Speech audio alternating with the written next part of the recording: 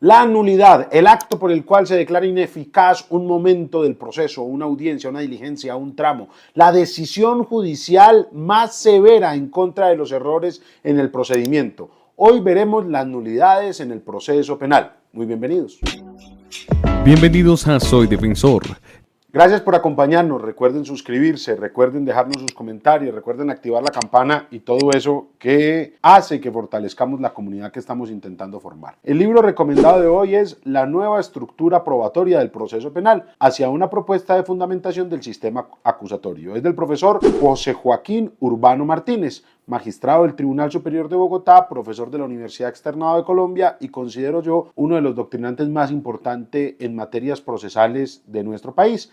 Obviamente se llamaba la nueva estructura probatoria porque se hacía cuando estábamos comenzando con el sistema penal acusatorio. Y, sin embargo, sus reflexiones continúan más vigentes que nunca. Recordemos que el profesor José Joaquín Urbano fue el primero que propuso, digamos, a viva voz el control material a la acusación y la importancia que esto tendría dentro de un sistema acusatorio. El profesor José Joaquín Urbano también acaba de hacer una tesis muy importante dentro de la Universidad Externado sobre el convencimiento y sobre cómo se deben resolver las dudas en una monografía muy recomendable que les ruego también tener en la mira. Pero este texto en especial es una profunda reflexión sobre los principios alrededor de los cuales debemos tejer la dinámica probatoria dentro del proceso penal. Se los recomiendo. En otra oportunidad hablaremos de las reflexiones que aquí se encuentran establecidas y por supuesto lo tendremos muy en cuenta cuando hablemos de temas probatorios. Bueno, muy bienvenidos a este tema. ¿Qué es una nulidad? La nulidad es el acto a través del cual se deja sin efectos algo. Recordemos que hay nulidades en contra de los contratos, nulidades en contra de los actos administrativos, pero hoy nos importan son las nulidades procesales y muy especialmente las nulidades que se pueden declarar en un proceso de naturaleza penal. Las nulidades en materia penal las podemos dividir en dos tramos. Las nulidades probatorias, que es porque una prueba no respetó los derechos humanos o las garantías fundamentales, y allí lo explicaríamos alrededor de la cláusula de exclusión, a lo que le dedicaremos un episodio específico, y las nulidades en el procedimiento, que es de lo que hablaremos el día de hoy. Para esto debemos entender que existen dos clases de nulidades en el procedimiento y todo esto depende de la naturaleza del acto que pretendemos sea anulado. Recordemos que todo acto que tiene lugar dentro del proceso penal tiene una finalidad, es decir, no hay nada dentro del proceso, o por norma general no debería haber nada dentro del proceso que no tenga ninguna finalidad. No, eso lo pusimos ahí por adorno, no, eso lo pusimos ahí pues para que embellecer el proceso. No, todo acto en el proceso tiene una finalidad y la podemos nosotros enmarcar en dos géneros: o tiene una finalidad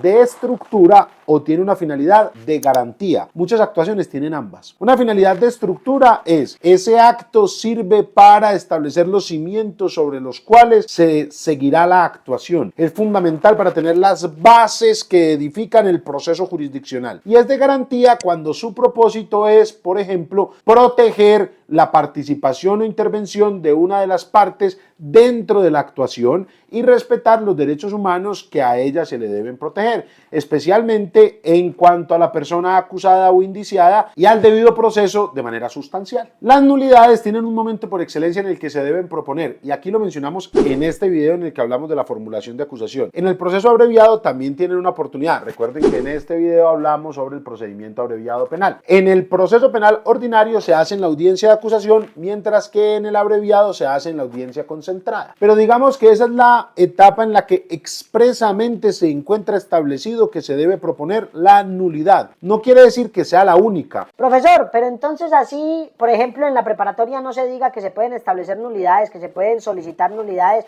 ¿sí se podría hacer? En mi opinión, sí. ¿Cuál es el motivo? La nulidad es un vínculo que comunica los fundamentos constitucionales del proceso con la manera como se lleva a cabo el proceso. Es decir, cuando yo solicito una nulidad, lo que yo estoy diciendo, en otras palabras, es: este proceso no respeta las normas constitucionales en que debió fundarse. Y si este proceso no respeta las normas constitucionales en las que debió fundarse, debe identificarse el momento en el cual se vulneraron esas normas constitucionales y darse por no realizado, retrotrayendo la actuación a ese momento. Entonces, si nosotros fuéramos a rajatabla a decir las nulidades solo se pueden presentar en la acusación, estamos asumiendo una posición muy costosa costosa y esto lo hemos visto en varios estrados judiciales. ¿Y por qué digo que muy costosa? Supóngase usted que dentro de la preparatoria ha ocurrido algo que está viciado de nulidad y por ende esa actuación se debe dar por no realizada y debemos volver a ese momento. Pero supóngase que una parte levanta la mano y dice, yo voy a proponer una nulidad por lo que ocurrió y le digan, no, la nulidad es solo en la acusación, pero es que la acusación es antes. Sí, no importa, pero así la acusación sea antes, es el momento procesal oportuno. De resto, las nulidades se las resuelvo en la sentencia. ¿Qué va a ocurrir? Que cuando llegue la sentencia y el juez diga,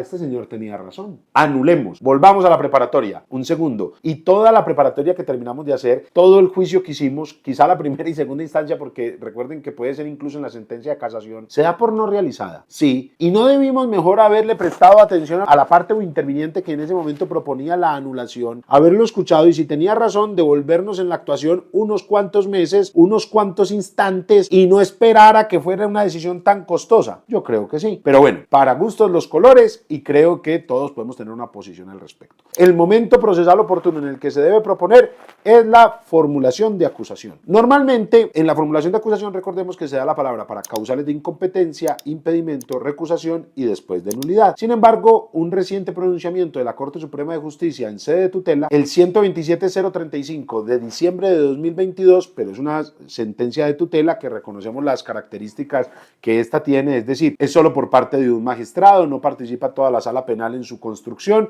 y por ende no tiene los mismos efectos que tendría una decisión de manera ordinaria de la sala de casación penal. Precisó que cuando en la anulación se tengan que hacer alusiones al escrito de acusación, esa oportunidad de anular debe darse, o de proponer mejor la anulación, debe darse después de que se le haya permitido a la Fiscalía realizar los ajustes al escrito de acusación. Esto lo hace, por ejemplo, para hechos jurídicamente relevantes. Profesor, ¿quiere decir que siempre que haya una nulidad por hechos jurídicamente relevantes se debe hacer con posterioridad? No, depende. Si el vicio que se va a alegar es un vicio que se presenta en la acusación, es apenas lógico que si no se ha presentado todavía la acusación en la audiencia, la anulación se deba presentar después de que se haya verbalizado el escrito. Pero cuando el vicio que se va a alegar por ausencia de hechos jurídicamente relevantes o por su indebida delimitación viene desde la audiencia de formulación de imputación, no tiene razón darle la oportunidad a la Fiscalía de que corrija porque ya es un acto incorregible y volveríamos la acusación una nueva imputación. Les recomiendo mucho este precedente jurisprudencial. Aquí les vamos a dejar el link en el que pueden acceder a él, pero tengámoslo en cuenta para el caso específico en el cual se presentó, en las circunstancias específicas de una acción de tutela y con todas las condiciones que acabamos de ver. Ahora sí, entremos un poquito más en materia. La anulación entonces de la que estamos hablando es la anulación procesal, porque un acto no cumple la finalidad para la que está destinado, sea una finalidad de estructura o sea una finalidad de garantía. Profesor, ¿para qué nos sirve diferenciar entre estructura y garantía? Para muchas cosas, pero la fundamental, los vicios de estructura no son convalidables. Profesor, ¿qué quiere decir eso? Hay unos asuntos que se conocen como los remedios de las nulidades, es decir,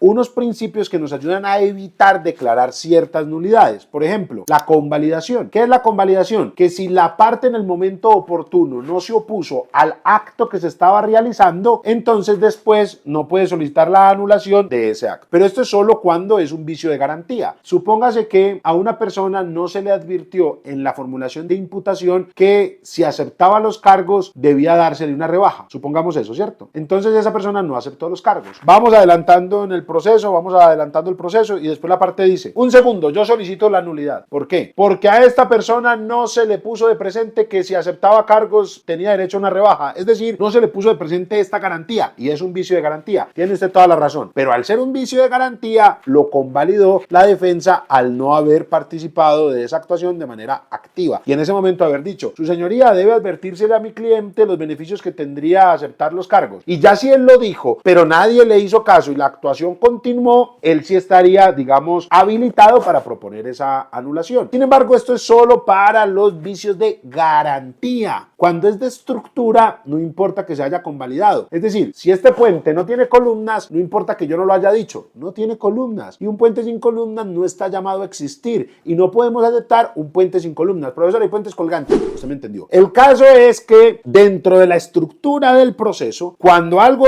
tiene como finalidad una garantía, aplican unos remedios. Cuando tiene por finalidad un aspecto estructural del proceso, no tiene remedios. Profesor, los hechos jurídicamente relevantes, que es la nulidad por excelencia, la nulidad que está de moda. Son ambas cosas. La debida delimitación de los hechos jurídicamente relevantes tiene como finalidad la estructura del proceso porque es lo que va a permitir la congruencia, porque en últimas la sentencia se va a basar en los hechos imputados, dándolos por probados o no probados y en caso de estar probados, si de hecho se puede declarar o no el derecho. Estructura. Pero también es de garantía porque le advierte a los demás de qué es que tendrán que defenderse. Pero al tener la doble condición no es convalidable. Quiere decir que la defensa se pudo quedar callada todo el rato, no decir nada sobre los hechos jurídicamente relevantes e incluso de oficio la Corte Suprema de Justicia, los tribunales, los jueces pueden declarar la nulidad por ausencia de hechos jurídicamente relevantes, no por la vulneración de garantías porque ésta se habría convalidado, sino por la vulneración de la estructura del proceso. Profesor, ¿hay alguna excepción a la regla que usted acaba de decir? ¿A cuál regla? A la regla según el cual cuando hay un vicio de garantía este puede ser convalidable. Sí. ¿Cuál es la excepción? La ausencia de defensa técnica. Profesor, ¿qué es eso? Sí, hay una nulidad que se puede presentar cuando una persona, a pesar de que formalmente estuvo asistida de un abogado, se logra evidenciar que esa defensa era totalmente ausente, no tenía los conocimientos básicos para poder representarlo y esto se evidencia en los errores que comete, en las manifestaciones que realiza, en la manera como en todas las audiencias se nota desorientado. Entonces nadie podrá decir, ese abogado convalidó y como no dijo nada, sigamos adelante. No, precisamente lo que estamos diciendo es que esa persona, aunque formalmente tuvo un abogado, ese abogado no hizo una presencia material durante el proceso. Entonces, cuando es por ausencia de defensa técnica, no importa si es de estructura o de garantía, no es convalidable, no se aplican los remedios. Pero por norma general debemos diferenciar. Cuando el vicio es de estructura, nadie lo puede convalidar. Cuando el vicio es de garantía, lo pueden convalidar. Profesor, ¿consecuencia de que se pueda convalidar? Pues que no habrá lugar a la anulación, porque la parte habrá con su comportamiento expreso o tácito validado la actuación que era errónea.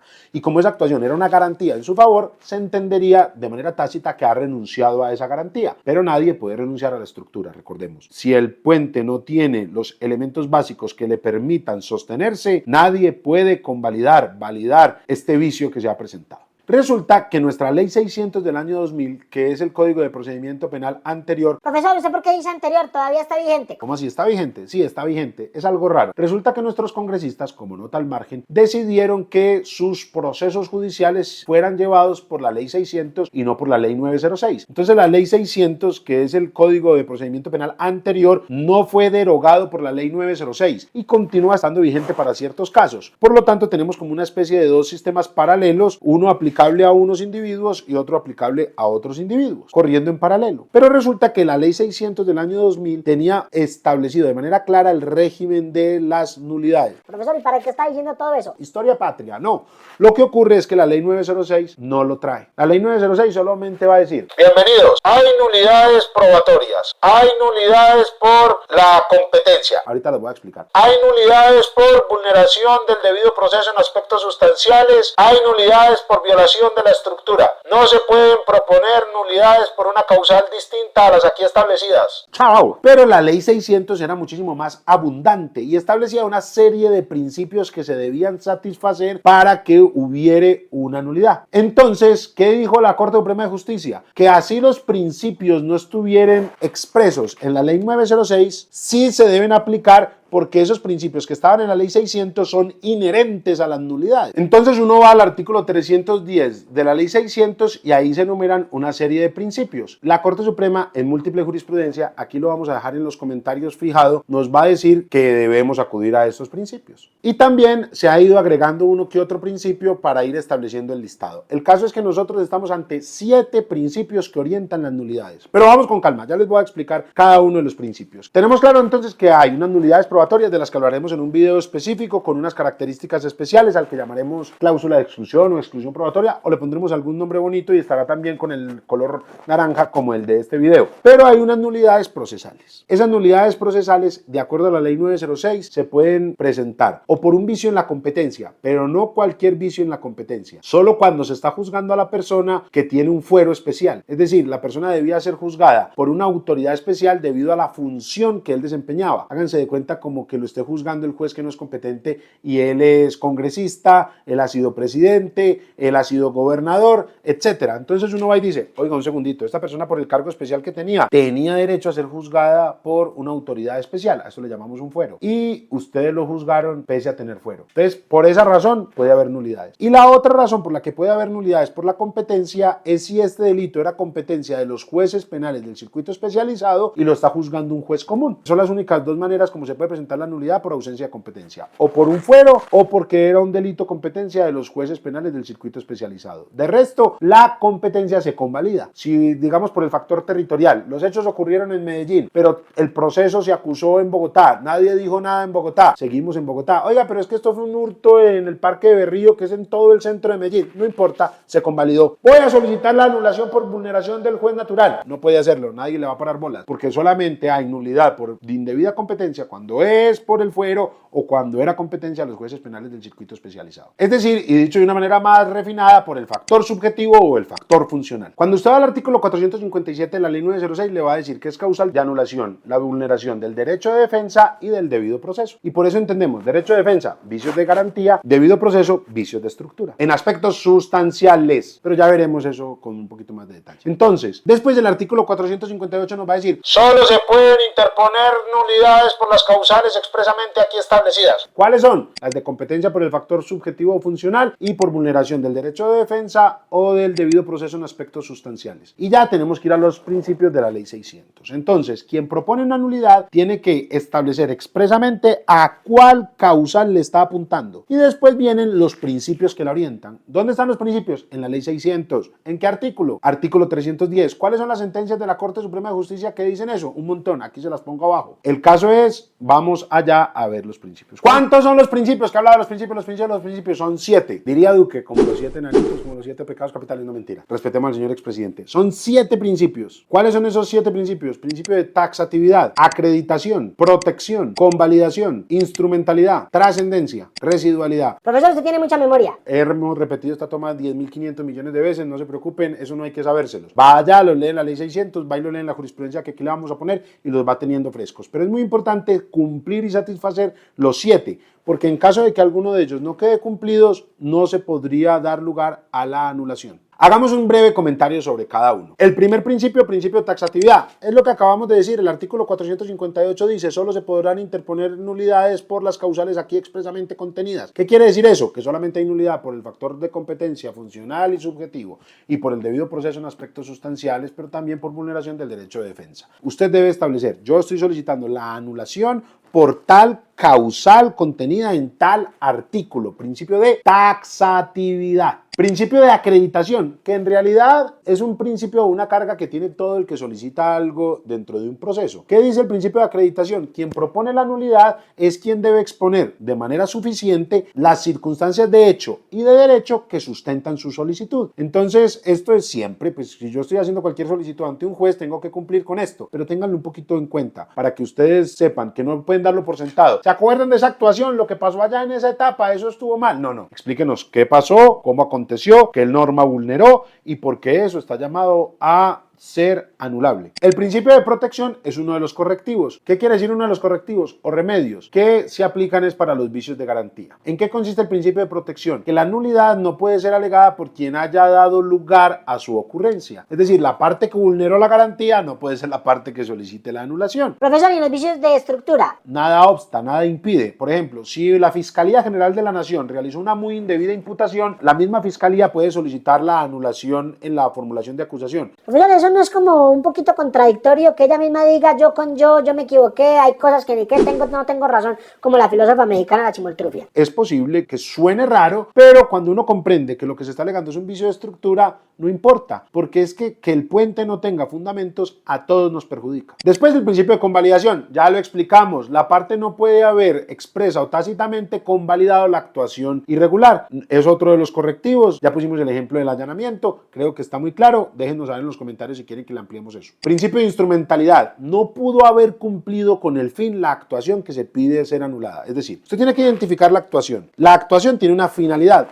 de garantía o una finalidad de estructura. La anulación no es el vicio de la forma por la forma, usted debe acreditar que este vicio que se presentó afectó la finalidad del acto, no simplemente su estética o su presencia cosmética. El principio de trascendencia es muy importante. Ojo, pongámosle bastante énfasis. El principio de trascendencia es que quien solicita la nulidad debe acreditar que ese vicio que se presentó sí afectó la garantía, si es un vicio de garantía, y sí afectó la estructura básica del proceso. Es donde usted le debe explicar al juez que esta solicitud de nulidad no es un mero adorno, no es cosmética, no es con una finalidad estética, no simplemente es: su señoría, es que usted le dio primero la palabra a la fiscalía para que se presentara y usted primero debió haberle dado la palabra a yo no sé quiéncito. Su señoría, es que usted me dio la palabra de último y me la debió haber dado de primero. No. Si yo considero que eso es un vicio, por ejemplo, en los alegatos finales puso a alegar primero a la defensa y ese alegato primero de la defensa, pues desvirtuó toda la carga argumentativa, porque quien debía proponer la hipótesis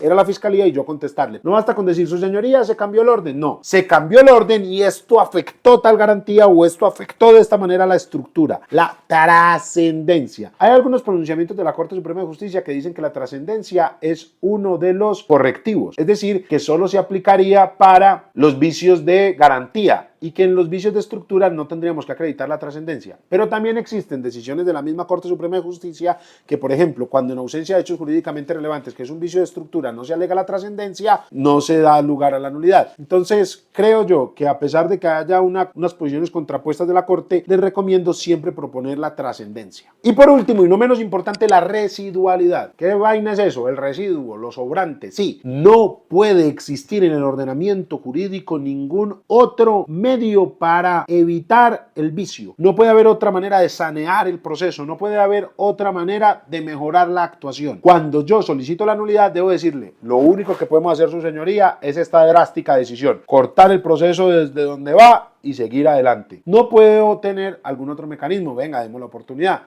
mostremos que existe otra manera. No, debo mostrar que ya nos quedábamos sin instrumentos. Estos 7 principios van a ser básicos y fundamentales.